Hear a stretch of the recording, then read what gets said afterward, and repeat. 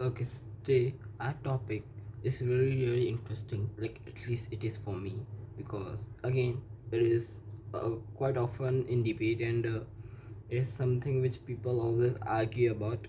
That do movies influence people? Right now, there are people who are against these movies, particularly movies of our time, today's time, which you know promotes the anti-heroic protagonist who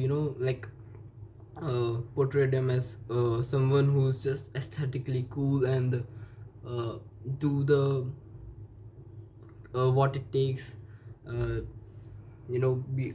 push itself beyond the limits, and just a little misogynistic essence, and cigarettes and beer and big hairs, violence, abusive language. All these types of movies are becoming very common in today's time, right? So now there are some people who particularly despise this kind of genre, because according to them these kind of movies influence the generation, the youth and the audience in a wrong way. They represent these type of characters as someone one would wanna look up to, right? And similarly, there's different people, different section of people who present an argument saying that these movies are supposed to entertain people. If anyone gets influenced by them, then it's the person it's that person's fault who got influenced, not the movies always make sure and to have that disclaimer in the starting of the picture that this movie is just for entertainment, and it is for entertainment, but people it is also true that people also get influenced, right? So who is right? Again, now movies are meant to entertain people. It is like quite obvious for us to have this understanding in our minds that movies are not something one should be influenced by, right? But there are also people who actually get influenced by these movies, right? And take steps in their life according to the steps taken by the antagonist protagonist in the movie, right? So what is like the conclusion, what is like the synopsis, right?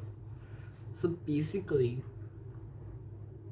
I believe that's in some manner or another, movies subconsciously do build a you know build a picture in our mind of how I of how an ideal person should be, right?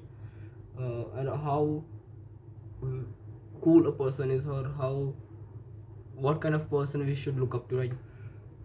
Subconscious, you might not consciously think about that. Oh, this character is is just so good, or you not mind wanna look up to that character consciously, but subconsciously your mind will be attracted to that kind of character, that gore violent characters, right? Misogynistic, right? And usually this impacts movies influence those kind of people a lot who have low self-esteem. Now let me get this clear, right?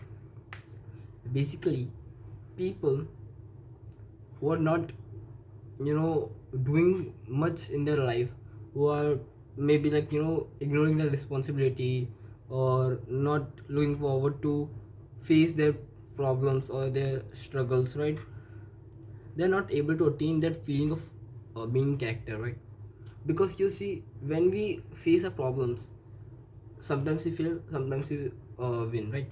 But whenever faced, we get a sense of confidence in our mind, a dopamine, that at least we face it, at least we gather up the courage to show up, right? So because of that feeling, we get we boost our self-esteem, which makes us feel good, and makes us feel that yeah, we are the main character, right? So we don't look for other options, like to be influenced by movies or the characters, to attain that feeling of main character. On the other hand, those people who do not face their problems aren't able to fulfill their desire to be feel like to have a feeling like a feeling of a main character, right? So therefore they try to attain this feeling by associating themselves with those cool aesthetic main characters shown in the movie, right? And that is where these movies influence these types of people a lot, like really a lot, right? And some people lower the self-esteem, more the influence will be seen on that type of person, right? On the person. That is why it's really really important to live your own life and actually face your problems, because facing your problems actually increase your self-esteem, right? If you ignore it, if you don't show up, then your mind will be convinced that you are not you are not brave enough, you are not uh, capable enough to be calling yourself main character, because you just can't even show up to your problems, right? But just by showing up, your brain is convinced a little bit that at least you have the potential to be the main character. You can attain that feeling of main character. Like we all wanna, you know, want to feel like main character someday or another, right? We all in our minds see the world from our perspective, right? We all see things from our point of view, right? So for us, we want to be the main character, but just because our actions doesn't match that desire, because of that we are not able to fulfill that desire, right? So that is why these kind of people look for other options of watching movie, associating themselves with those characters which have been portrayed as the main characters, or the ideal man, the cool aesthetic guy. And by that, by the means of that, they attain that feeling of main character. They do all the stuff which the main character does in the movie, and they try to attain that feeling of main character, right?